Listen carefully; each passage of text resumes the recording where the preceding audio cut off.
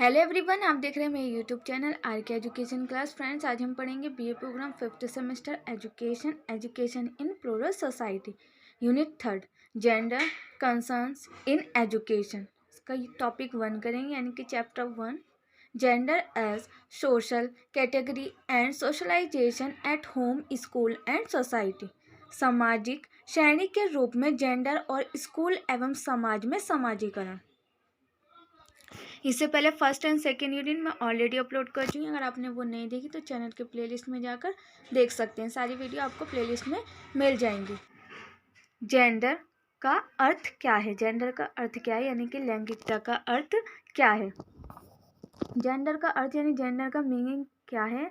Gender का meaning होता है, इसका अर्थ होता है कि स्त्री या पुरुष होने की अवस्था, या तो स्त्री हो या पुरुष हो, उसकी होने की जो अवस्था होती है, कि किसी को हम लेडीज़ कह सकते हैं, जेंट्स कह सकते हैं, बॉय कह सकते हैं, गर्ल्स कह सकते हैं, तो वो क्या है? जेंडर है। उस अवस्था को ही हम क्या कहते हैं? जेंडर कहते हैं, यानी लैंगिकता कहते हैं। अर्थात नारी तत्व या पुरुष तत्व की अवस्थिति और सामाजिक संदर्भ में इसका अर्थ पुरुष एवं महिलाओं के बीच के सामाजिक अंतरों से है। और इसका हम संदर्भ जो करते हैं हम जेंडर का, वो हम कैसे करते हैं? पुरुषों एवं महिलाओं के बीच की सामाजिक अंतरों से करते हैं कि जेंडर कौन सा जेंडर है, लेडीज़ का अलग और जेंट्स के लिए अलग, यानी कि फीमेल जेंडर है या मेल जेंडर है। तो उसके लिए हम क्या करते हैं? स्त्री एवं पुरुष में होने की अवस्था को ही हम क्या कहते हैं? जेंडर कहते हैं। लड़के लड़कियां समाज में अपनी वृद्धि के साथ इन अंतरों को सीखते हैं, और लड़के व लड़कियां समाज में जैसे जैसे उनकी वृद्धि होती है, जैसे जैसे उनका विकास होता है, वो इन अंतरों को समझने लगते हैं, इन अंतरों को सीखते हैं। और जो एक सांस्कृतिक से दूसरी संस्कृति से भिन्न होते हैं, जो कि एक संस्कृति से दूसरी संस्कृति में भिन्न होते हैं, दोनों में डिफरेंट डिफरेंट होते हैं। जो एक संस्कृति है वो दूसरी संस्कृति से भिन्न होगी। स्त्री और पुरुषों की पहचान उनके आसपास के सामाजिक वातावरण के कारण अलग होती है, और स्त्री और पुरुषों की जो पहचान है वो उनके जैसा, उनके आसपास का जैसा वातावरण, जैसे सामाजिक वातावरण है उसके कारण ही अलग होती है। क्योंकि समाज शिशु के जन्म के समय से ही लड़के लड़की से अलग तरह की उम्मीद लगाना प्रारंभ कर देता है। क्योंकि समाज जो है वो शिशु का जैसे जन्म होता है, बच्चे का जन्म होता है, वो वैसे ही लड़के और लड़कियों से अलग अलग तरह की उम्मीद लगाना प्रारंभ कर देते हैं। जैसे जैसे बच्चे का जन्म होता है उसी समय से अगर वो लड़का है तो उससे अलग आशाएं होंगी, अलग उम्मीदें होंगी, और लड़की है तो उससे अलग उम्मीदें होंगी। उससे ही, इसके जन्म से ही उसको स्टार्ट कर दिया जाता है कि हमारी ये सब, कि लड़की है तो वह ऐसा करे, या लड़का है तो वो इस तरह से करे। उनकी आशाएं बढ़ने लगती हैं। जैसे हम समाज में रहते हैं वैसे ही उनके कारण, समाज के कारण ही लड़के व लड़की अलग अलग उनकी धारणाएं होती हैं। और समाज में जैसे शिशु का जन्म होता है उसी समय से लड़के और लड़की की अलग अलग तरीके की उम्मीदें प्रारंभ होने लगती हैं, स्टार्ट होने लगती हैं। अतः जेंडर भूमिकाएं काफ़ी कम उम्र में ही अपना स्वरूप कायम कर लेती हैं। जेंडर की जो भूमिकाएं हैं वो बहुत कम उम्र में ही अपना जो स्वरूप है वो कायम कर लेती हैं। हर संस्कृति का पुरुषों और महिलाओं का मूल्यांकन करने और उन्हें भूमिकाएं व जिम्मेदारियां सौंपने का तरीका अलग अलग होता है। और हर संस्कृति में पुरुषों को अलग और महिलाओं को अलग उनका मूल्यांकन किया जाता है, और उनको भूमिकाएं, उनकी जिम्मेदारी सौंपने का तरीका भी अलग अलग होता है। लड़कियों को जिम्मेदारी सौंपने का तरीका अलग होगा और लड़कों को जिम्मेदारी सौंपने का तरीका अलग अलग होगा। दोनों का बिल्कुल डिफरेंट डिफरेंट होता है। जेंडर लैंगिकता का अर्थ स्त्री और पुरुषों की सामाजिक सांस्कृतिक परिभाषा और इनके बीच का फर्क बताने के लिए समाज की परिभाषा से है। और जेंडर का अर्थ जो है वो स्त्री और पुरुषों की जो सामाजिक सांस्कृतिक परिभाषा है उनके बीच में फ़र्क बताने के लिए, उनके बीच में डिफरेंस बताने के लिए समाज का ही काफ़ी परिभाषा की जाती है, कि समाज को ही परिभाषित किया जाता है। जेंडर की सोच उन भूमिकाओं, अभिवर्तियों वे मूल्यों के इर्द गिर्द घूमती है जिन्हें समाज स्त्री और पुरुषों के लिए सही मानकर उन पर थोपता है। और जेंडर की जो सोच है वो उन्हीं भूमिकाओं, उन्हीं अभिवर्तियों की या उन्हीं मूल्यों के इर्द गिर्द घूमती है, धराधरी घूमती है, जो कि समाज जो है वो स्त्री और पुरुषों के लिए, जो कि वह सही मानता है कि स्त्री के लिए सही है या ये पुरुष के लिए सही है, वो उन पर थोपता है। वो खुद नहीं अपनाती, वो थोपता है समाज के, ये पुरुष के लिए ये सही है, या स्त्री है तो इसके लिए ये सही है। जैसे कि स्त्री है तो वो बाहर नहीं जाए तो उसके लिए सही है, और पुरुष है तो उन्हें बाहर जाना चाहिए, उन्हें काम करना चाहिए, ये उनके लिए सही है। तो ये समाज के द्वारा ही थोपा जाता है कि उनके लिए, कि पुरुषों के लिए सही है वो काम करने जाए, लेकिन स्त्रियों के लिए ये सही नहीं है कि वो काम करने जाए। तो ये समाज के द्वारा ही उन पर थोपा जाता है। फ्रेंड्स, क्वेश्चन को लिखे तो अपने टॉपिक में पॉइंट वाइज ही लिखें। पॉइंट वाइज लिखने से नंबर भी अच्छे मिलते हैं और आपका क्वेश्चन भी अच्छा लगता है। जेंडर ऐसी सामाजिक अवधारणा है जो लोगों को पुरुषोत्तम एवं नारी तत्व की रूढ़िवादी परिभाषाओं से बांधती, और जेंडर एक ऐसी सामाजिक अवधारणा है जो कि लोगों को पुरुषत्व यानी कि पुरुष प्रधान या नारी तत्व की रूढ़िवादी जो परिभाषाएं हैं उसमें बांधती है। और हम क्या सोचते हैं, कैसा महसूस करते हैं और किन बातों को मानते हैं, इन पर भी अवधारणा का असर होता है। और हम क्या सोचते हैं, क्या करना चाहते हैं, क्या महसूस करते हैं और किन बातों को हम मानते हैं, ये भी इन अवधारणाओं पर है। इनकी जो हम सोचते हैं, जो हम चाहते हैं या जो हम महसूस करते हैं, वो भी इन्हीं अवधारणाओं पर निर्भर करता है या हमारी अवधारणाओं पर यह असर डालता है, सामाजिक अवधारणा। जेंडर कोई स्थायी सोच नहीं है। जेंडर जो है कोई स्थायी सोच नहीं है, ये तो सामाजिक अवधारणा है। जेंडर जो है कोई स्थायी यानी फिक्स जो सोच नहीं है, ये एक सामाजिक अवधारणा है जो सामान्यतः वर्ग, आयु और धर्म जैसे कारकों द्वारा भी यह प्रभावित होती है। क्योंकि जो किसके द्वारा भी प्रभावित होती है, जेंडर आयु के द्वारा, वर्ग के द्वारा, धर्म के द्वारा ये प्रभावित होती है। पुरुष तत्व और नारी तत्व क्या है, पुरुष तत्व क्या है और नारी तत्व क्या है, इनकी परिभाषाएं संस्कृतियों में समय के साथ साथ बदल सकती हैं और बदलती भी हैं। यानी कि पुरुष तत्व क्या है, नारी तत्व क्या है, इनकी जो परिभाषाएं वो चेंज होती रहती है संस्कृति के अनुसार, और ये बदलती भी हैं और इनको बदला भी जा सकता है। सामाजिक श्रेणी के रूप में जेंडर हमारे समाज में सिखाया जाता है कि जेंडर दो तरह के होते हैं, महिला और पुरुष, लेकिन जेंडर की कोई सीमा नहीं है, ये विस्तारित है। हमारे समाज में ये सिखाया जाता है, हमें ये सिखाया जाता है कि जेंडर जो होते हैं वो दो तरह के होते हैं, महिला और पुरुष, यानी कि बॉय एंड गर्ल। लेकिन ये जेंडर की कोई भी सीमा नहीं है, इनकी कोई भी सीमा नहीं है जिसमें हम इनको बांध दें। जेंडर में इनकी कोई भी सीमा नहीं है, ये विस्तारित है, ये बड़े रूप में है, इनको हम बांध नहीं सकते हैं कि भाई बस दो ही हैं, जेंडर फीमेल और मेल। कुछ लोग जो होते हैं वो नॉन बाइनरी के रूप में पहचाने जाते हैं। नॉन बाइनरी को 7 रंगों के अम्ब्रेला से परिचित किया जाता है, जिसका मतलब होता है कि एक ऐसी पहचान जो महिला और पुरुष दोनों से परे है। मतलब कि नॉन बाइनरी किसे कहते हैं, जो कि महिला और पुरुष दोनों से ही परे होती है, दोनों से ही विपरीत होती है, डिफरेंट होती है, तो उसको हम कहते हैं नॉन बाइनरी। कुछ लोगों को हम क्या कहते हैं, नॉन बाइनरी, जो कि पुरुषों में नहीं है और महिला भी नहीं है, दोनों से ही डिफरेंट है, तो उनको कहा जाता है नॉन बाइनरी। इसके अलावा जेंडर की कुछ और भी पहचान है, और इसके अलावा जेंडर की और भी पहचान है। अभी तो हमने 2 जेंडर के बारे में पढ़ा, तीसरा हमने पढ़ा नॉन बाइनरी। इसकी और भी पहचान है, जैसे बाई जेंडर। बाई जेंडर ऐसे लोग होते हैं जिनमें महिला और पुरुष दोनों के जेंडर पाए जाते हैं, और बाई जेंडर जो होते हैं वो ऐसे जेंडर होते हैं जिसमें कि पुरुष भी पाए जाते हैं और महिला दोनों के ही जेंडर पाए जाते हैं। उसमें पुरुष के भी जेंडर पाए जाते हैं और महिला के भी जेंडर पाए जाते हैं, तो उसको हम कहते हैं बाई जेंडर।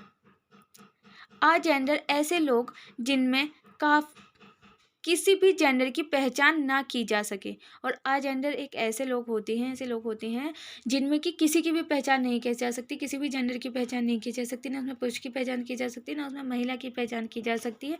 तो ऐसे जेंडर को हम कहते हैं अजेंडर, जिसे आज हमारे समाज में थर्ड जेंडर के रूप में देखा जाता है, जिसको हम समाज में किस नाम से देखते हैं, थर्ड जेंडर के रूप में देखा जाता है। इसलिए जेंडर अब सिर्फ महिला और पुरुष की सीमा में नहीं बंधा है। इसलिए हम कह सकते हैं कि जो जेंडर है वो केवल पुरुष या महिला के रूप में ही, सीमा में ही नहीं बंधा हुआ है, बल्कि उसे और कहीं भी है, उससे और कहीं ज़्यादा भी है। यानी कि अब थर्ड जेंडर है, बाई जेंडर है, अजेंडर है, तो काफ़ी टाइप के जेंडर हैं। लिंग और जेंडर में अंतर होने के बावजूद इनमें संबंध है। लिंग में और जेंडर में काफ़ी डिफरेंस है, बट इनमें रिलेशन भी है। सेक्स और जेंडर में अंतर होने के बाद भी इनमें कुछ समानताएं भी हैं, और इनमें कुछ समानताएं भी, इनमें डिफरेंस भी है लिंग और जेंडर में, और इसमें कुछ समानताएं भी हैं, इनमें कुछ रिलेशन भी है, डिफरेंस भी है, और इनमें रिलेशन भी है और समानता भी है।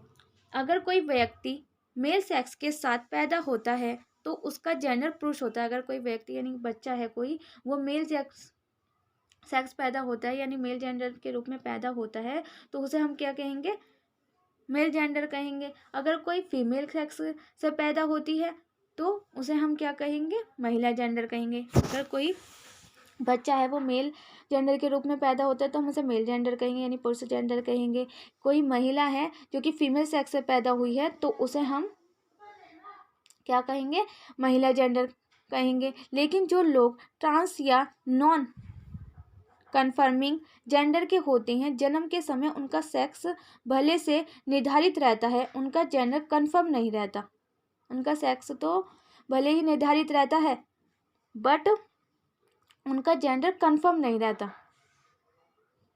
ऐसा भी हो सकता है कि वे जन्म के समय जिस सेक्स के साथ पैदा हुए हैं, भविष्य में उनका सेक्स अलग हो। ऐसा भी हो सकता है कि वे जन्म के समय जिस लिंग के साथ पैदा हुए हों, भविष्य में उनका लिंग अलग हो। यानी कि फॉर एग्जांपल हम कह सकते हैं कि अभी तो हमें पता है कि वो लड़की है या लड़का है, बट बाद में जाकर वो चेंज भी हो सकता है। जो थर्ड जेंडर के होते हैं उसके रूप में हम इसे कह सकते हैं। समाजीकरण, सोशलाइजेशन। जॉनन के अनुसार समाजीकरण एक प्रकार का सीखना है, एक प्रकार की लर्निंग प्रोसेस है जो कि हमारे सीखने वाले को सामाजिक कार्य करने के योग्य बनाता है। यानी कि समाजीकरण क्या है? एक सीखने की प्रोसेस है, सीखने का प्रकार है, टाइप है सीखने का, जो कि हमारे सीखने की जो प्रोसेस है उसको सामाजिक कार्य करने के योग्य बनाता है। जो हम सीखते हैं वो हम उसी से हम सामाजिक कार्य करने के योग्य भी बनते हैं। जो हम सीखते हैं, जो हम लर्न करते हैं, उसी से हम फिर सामाजिक कार्य भी करते हैं, उसके योग्य बनते हैं, सामाजिक कार्य करने के एबल हो जाते हैं। समाजीकरण से तात्पर्य है व्यक्ति को सामाजिक प्राणी बनाना। और समाजीकरण से तात्पर्य क्या है? व्यक्ति को सामाजिक प्राणी बनाना। इसके अतिरिक्त सामाजिक प्राणी बनाने का अर्थ होता है कि व्यक्ति समाज की परंपराओं, मान्यताओं, रीति रिवाजों, आस्थाओं एवं अभिवृत्तियों के अनुसार अपने जीवन का संचार करे। सामाजिक प्राणी बनाने से तात्पर्य यह है कि व्यक्ति जो है, बच्चे जो है, वो समाज की परंपराओं को, मान्यताओं को, रीति रिवाजों, आस्थाओं व अभिवृत्तियों जो उनके अनुसार ही अपने जीवन को व्यतीत करे, अपने जीवन का संचार करे। समाजीकरण की प्रक्रिया, समाजीकरण के चरण एवं कारक, इसकी प्रोसेस क्या है और इसके कौन कौन से कारक हैं, इसके कौन कौन से चरण हैं। समाजीकरण की प्रोसेस, बाल व्यवस्था, यानी कि जब बच्चा छोटा होता है तो हम उसे क्या कहते हैं? बाल व्यवस्था। तो उसमें वो क्या करता है? अभिभावक, दूसरे शिशु होते हैं, पीढ़ी एवं चाल चरित्र सीखता है। कक्षा के बालकों एवं अध्यापक से वो बातचीत करता है। कक्षा में अपनी जो स्कूल में जाता है वो क्लास लेता है, उसमें बच्चों से बात करता है, अपने अध्यापक से बात करता है, अर्थात दूसरे बच्चों से बात करता है। तो वो कौन सी होती है? इसकी बाल व्यवस्था। यानी छोटा जब होता है बच्चा तब वह बोलना सीखता है, अपनी पढ़ना सीखता है, तो उसे ही हम कहते हैं बाल व्यवस्था। दूसरी आ जाती है हमारी युवा अवस्था, उसमें आ जाती है अन्य दूसरे युवकों के संपर्क में आता है, अभिभावक के संपर्क में आता है, अभिभावक से बात करता है, रहते हैं समुदाय में, रहता है राजनीतिक दल, चर्चा एवं विद्यालय समूह बनाता है। वो बच्चे एक दूसरे के साथ बात करते हैं और अपने ग्रुप बनाते हैं। पढ़ाई, चालचित्र एवं रेडियो। पौढ़ावस्था, पाली, बालक, घर, पड़ोसी, चर्चा, व्यावसायिक समूह, ये सब आते हैं हमारी पौढ़ावस्था में। घर पर समाजीकरण, घर पर समाजीकरण कैसे किया जाता है? सोशलाइजेशन कैसे किया जा सकता है घर पर, वो पढ़ लेते हैं। परिवार का योगदान समाजीकरण की सबसे महत्वपूर्ण संस्था है। परिवार का जो योगदान है वो समाजीकरण की सबसे महत्वपूर्ण संस्था है। यानी कि समाज बनाने के लिए परिवार का योगदान यानी फैमिली का योगदान भी इतना ही महत्वपूर्ण होता है।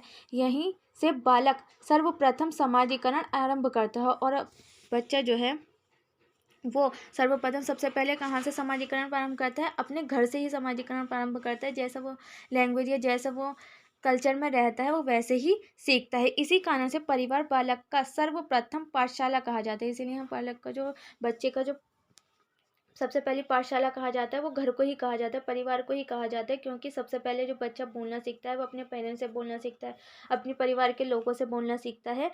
तो इसीलिए उसको सबसे पहले जो पाठशाला कहा जाता है वो घर को या परिवार को ही कहा जाता है। परिवार ही वो जगह है जहाँ से बालक आदर्श नागरिक का पाठ सीखता है, और परिवार ही वे जगह है जहाँ से बच्चा आदर्श नागरिक का पाठ सीखता है, कि आदर्शवादी बनने का पाठ सीखता है वो अपने पेरेंट्स से। बालक के समाजीकरण को प्रभावित करने वाले तत्व निम्नलिखित हैं, और बालक के जो समाजीकरण को प्रभावित करते हैं, इफेक्ट करते हैं, वो कारक निम्नलिखित हैं। फर्स्ट आ जाता है घर पर समाजीकरण के लिए उत्तरदायी प्रमुख कारक। अब घर पर समाजीकरण के लिए कौन कौन से उत्तरदायी कारक है जो उसको अफेक्ट करते हैं बच्चे को।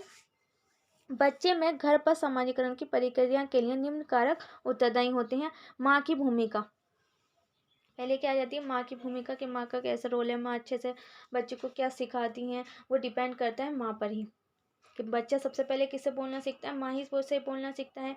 माँ के व्यवहार को देखता है, अपने पेरेंट्स के व्यवहार को देखता है, उसी से वह सीखता है। अधिक लाड प्यार दिया जाता है तो बच्चे को सच जगह लगता है कि मुझे प्यार ही मिलेगा। अगर उसे एकदम से कोई प्यार ना करे, उसे कोई डांट दे तो उसे वो बुरा लगता है, वो उसमें नफरत भी करने लग जाता है, हेट सीखता है वो।